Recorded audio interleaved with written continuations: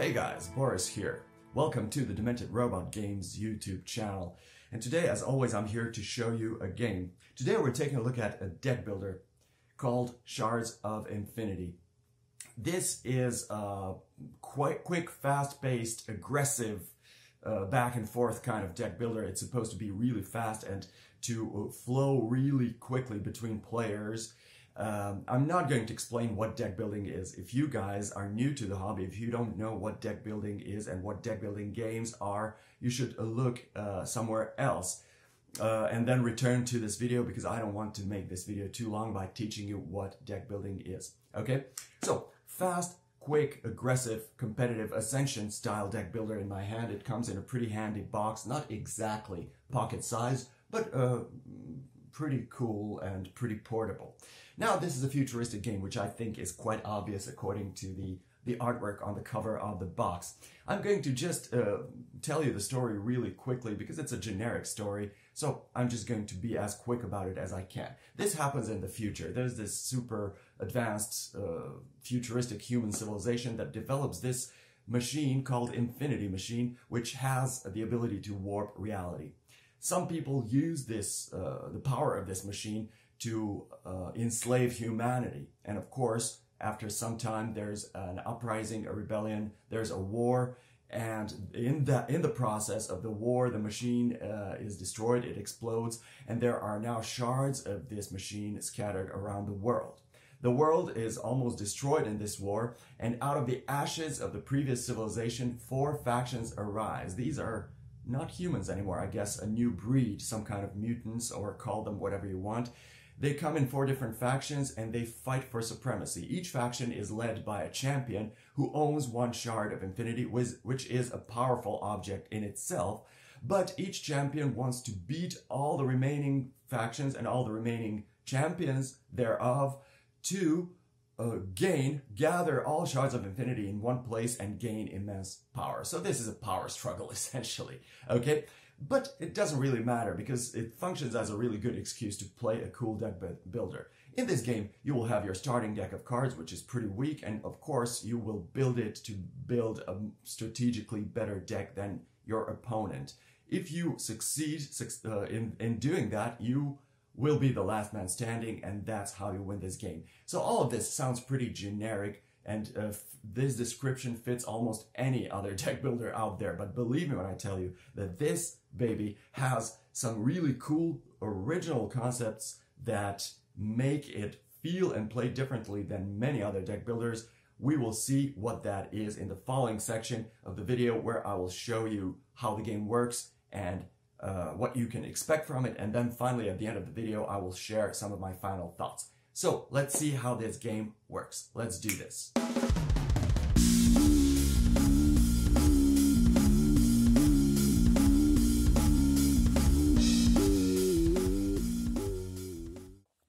Okay, so what you see here is a pretty classic setup for a deck builder of this type.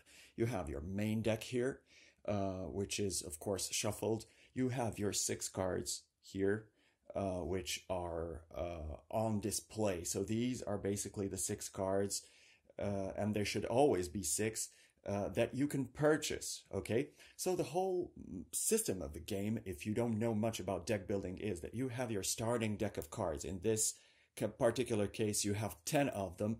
You draw your 5 cards into your hand, okay? So that's your hand of cards. And then you will play those cards, in the process gaining some abilities, buying these cards. When you buy a new card from the row, you take it, place it into your discard pile. It does not become a part of your hand immediately. It becomes a part of your discard. But later, when you run out of these cards, you will shuffle your entire discard pile, create a new deck out of that. And that's how all the better cards that you bought in the meantime from here will slowly start to filter into your hand, and you will have more and powerful deck, therefore more and more powerful moves during your turn. That's why this kind of game is called deck builder or deck building, because you are making your deck more powerful by including new cards. So you have your main deck, cards on display. These are the cards you can buy. You have your starting deck. You draw 5 cards into your hand, and you can start playing. You also have your character here, okay? This is your character board, okay? So your character has a name, an illustration. Basically, each character in the base game is the same, just the artwork is different. You have two stats. This here is your health, and you begin with the maximum of 50. This here is your mastery, and you begin with 0. You can bump it all the way to 30, but you begin with 0.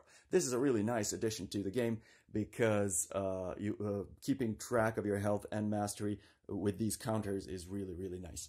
Anyway, the structure of the game is very simple. You draw your 5 cards, you play them on the table in a certain order, and then you resolve those cards' abilities. When you are done, you clear cards from your tableau, place them into your discard pile. This is now your discard pile.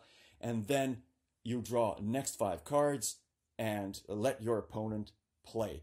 And you will go back and forth like that until either you or your opponent is the last man standing, in which case that person is the winner. The heart of this game is in the cards themselves, and therefore the most of this demonstration will be dedicated to cards themselves. First of all, what you need to know is that cards come in 4 different factions. So there's the blue faction, there's the green faction, there's the gray faction, and there's the, let's say, pink faction. I don't know. Anyway, 4 different factions, and each faction specializes in something. So these guys are very aggressive. They give you most attack. These guys are a combination between healing and attacking. So they will heal you, but also give you some attack. These guys manipulate champions. They will give you various abilities based on how many champions you have in play. You'll see how that works later. And you have blue cards, which predominantly give you mastery. You boost this ability with that, and they give you the ability to draw new cards into your hand, and that may be a very important part of your strategy, having more than 5 cards to play during your turn. Anyway, let's explain cards.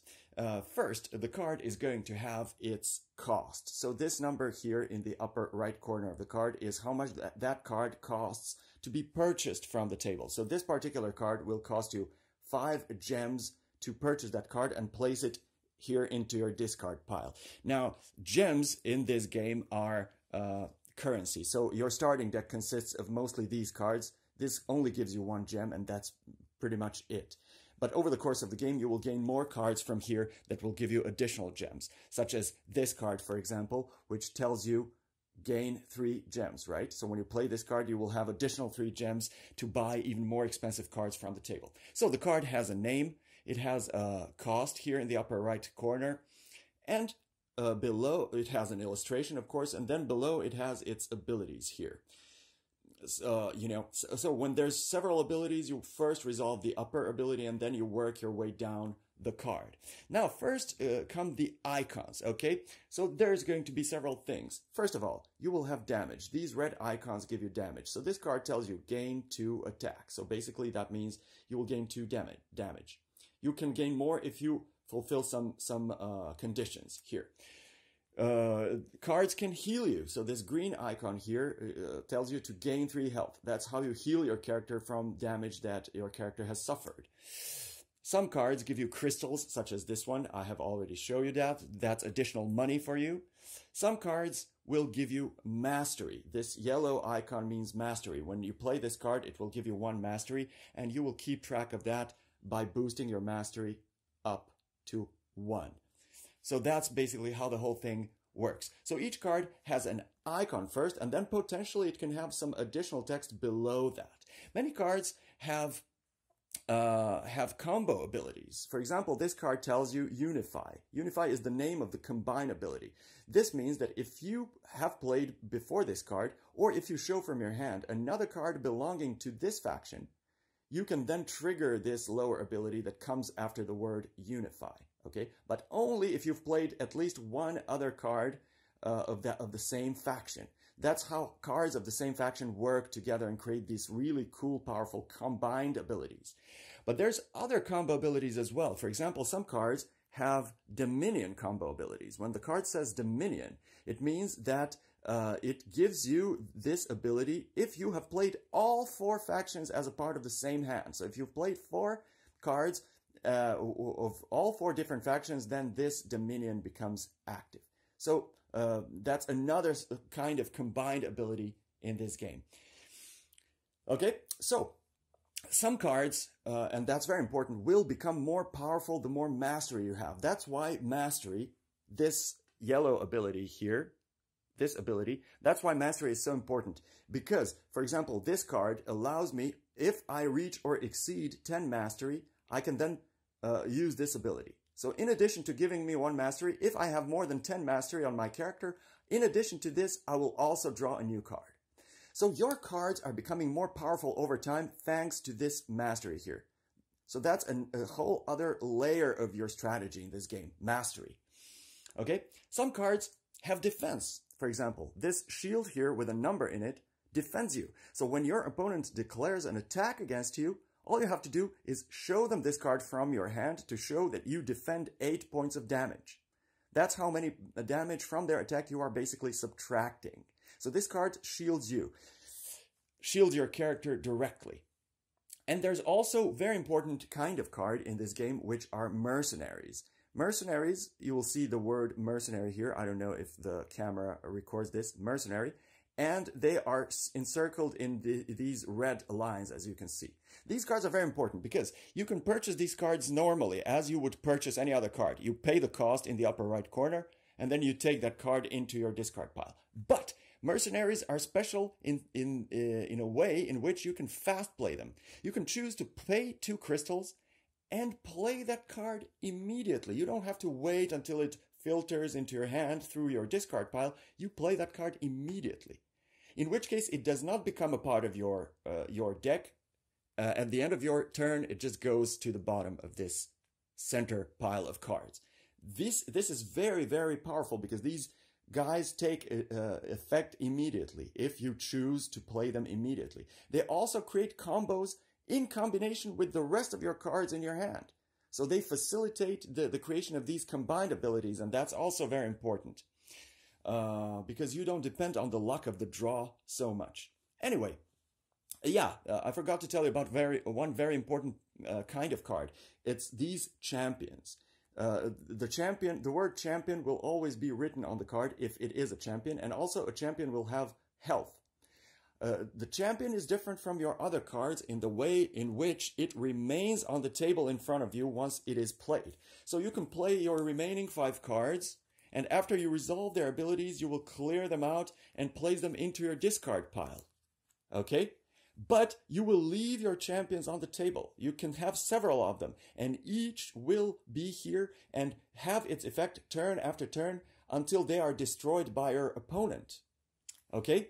When a champion is exhausted, you will see the word exhaust here. So you can have a champion in front of you and just tap it like this and then use its ability. If it's not destroyed, the champion remains on the table and will have this ability turn after turn for you. So that's why these champions are so powerful. Also, in addition, once your opponent gets tired of you getting this ability turn after turn, they will certainly at one point want to destroy their champion, in which case one part of their attack will have to go on this champion to destroy this champion. They need to deal full damage of the health of this champion, otherwise the champion remains in play. There's no such thing as partial damage here. Okay? And then if they have any additional damage that spills over, then they can deal that here directly to your character. Okay? So this is just a tip of an iceberg. There's a lot of cards with different abilities, but this is the gist. This is the most important part about the whole thing. That's how this game works. So you draw your 5 cards, you play them in specific order, you resolve their abilities, and then you pick up your cards, put them into your discard pile, which is face up so that you don't mix these two up, your draw pile and your discard pile, after which you draw your next 5 cards, and then your opponent or the next guy who plays gets their turn following the same structure. The game goes on like this until one of the players reaches 0 health. So when you reach 0, you are dead and your opponent wins, or whoever is the last man standing wins. That's basically how the whole thing works. There's more to this game, of course, more nuances, but you have a pretty good idea about how the game works overall. Now, in the next section, following section of the video, I will share with you some of my final thoughts about Shards of Infinity. So let's do that. Shards of Infinity is a really good deck builder. I have to tell you that right away. It's a really good deck builder which has all the advantages of this style of deck builder. Fast-paced, very dynamic, very quick to go back and forth between two players or to go around the table between multiple players. Very little downtime, very easy and quick to set up, and extremely easy to get into. If you've played deck builders before, you can get into this game and learn how to play it in no time whatsoever.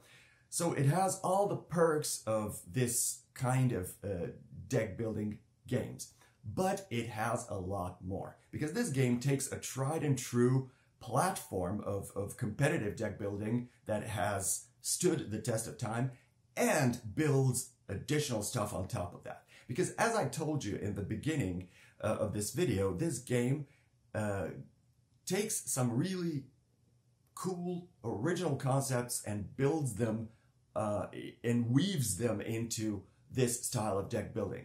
You have Mastery, which is completely original in this game. You have Mercenary cards, which is a really cool original concept in this game that really changes how the game plays and how it feels. You have modified defense.